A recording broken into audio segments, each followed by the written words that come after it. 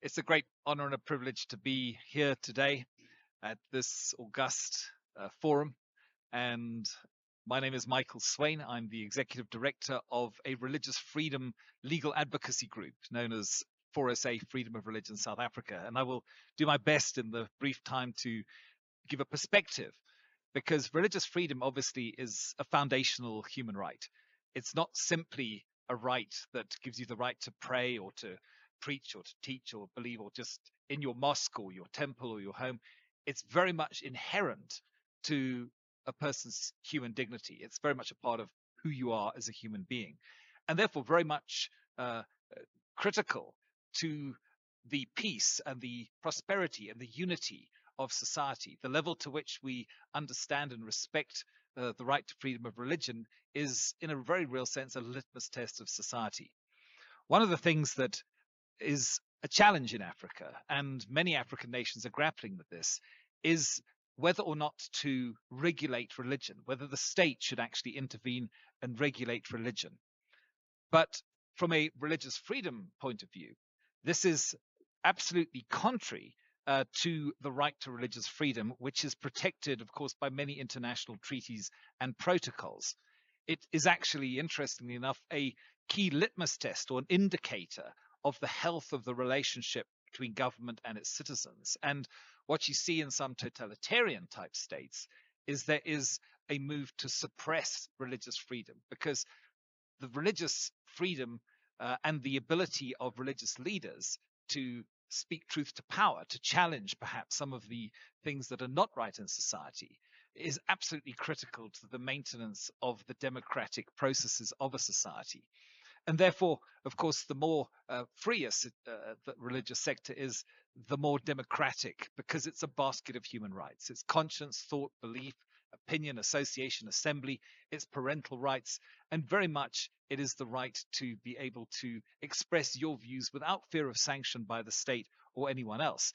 If you want to see a very significant and absolutely pivotal example of this, the late Archbishop Desmond Tutu was very much instrumental in rallying the world against the atrocities of apartheid and its ultimate replacement with the democratic society we have today. Nevertheless, there are problems, and these problems are very real. But you have to ask what the solutions to the problems should be, having identified the problems. Typically, state regulation of religion comes in on the back of some horrible incident, some scandal, some terrible thing that has happened. In Kenya recently, for example, we had a situation where 400 people were brainwashed into starving themselves to death. I would like to say very clearly that you cannot hide any criminal activity behind your right to religious freedom. A crime is a crime is a crime. It doesn't matter who commits it, and due process of law must always be followed to actually resolve that aspect.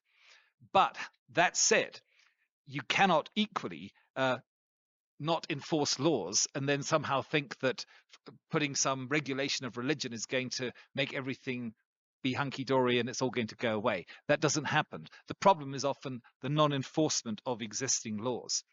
And state regulation of religion, again, is often presented as a way of regulating perhaps doctrinal conformity, doctrinal orthodoxy, because often you find that these so-called mushroom churches spring up. But again, you have to ask the question, why is it wrong for people to believe whatever it is they want to believe, as long as they do so lawfully? There isn't conformity in the religious sector. To give you an example, there are some 55,000 Christian denominations in the world today. That should tell you that we're not all going to be agreeing on what we consider to be doctrinal conformity. And that is also often a challenge, because very often in some countries, you will find that when they regulate religion, they demand that there be some form of educational conformity. You have to have some 3-year diploma or degree or what have you.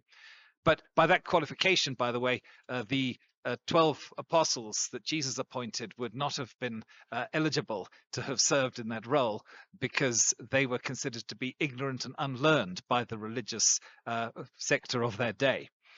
So again, state regulation, it can start off seeming benign, but it can end, unfortunately, being very oppressive. It can end up, if you have a mechanism which forces all religious practitioners and organizations to register in a specifically conformed way, it can actually open the door to corruption, and it can certainly disqualify people who should never be disqualified. It can also be implemented in a very heavy-handed way. We've seen, for example, where you have state regulation in Rwanda, for instance, and in Angola, literally hundreds, if not thousands, of churches and mosques have been closed down in recent times, simply without recourse or appeal of any description whatsoever. So we have to look, I think, most importantly, what are the alternative solutions that we can find which are not going to force people to compromise, shall we say. The Constitutional Court of South Africa has said that religious freedom is protected even if a belief is bizarre, irrational, illogical, or incapable of scientific proof. It is still protected as long as it does no harm, as long as it stays within the bounds of the law. So I believe that we need to be seriously considering and discussing alternatives, which is exactly what took place in South Africa.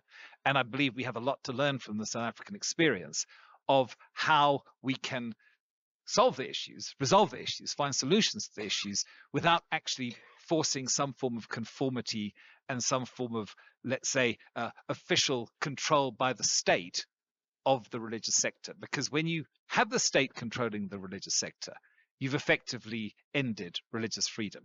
And that's a very, very serious situation. So I've answered the one question.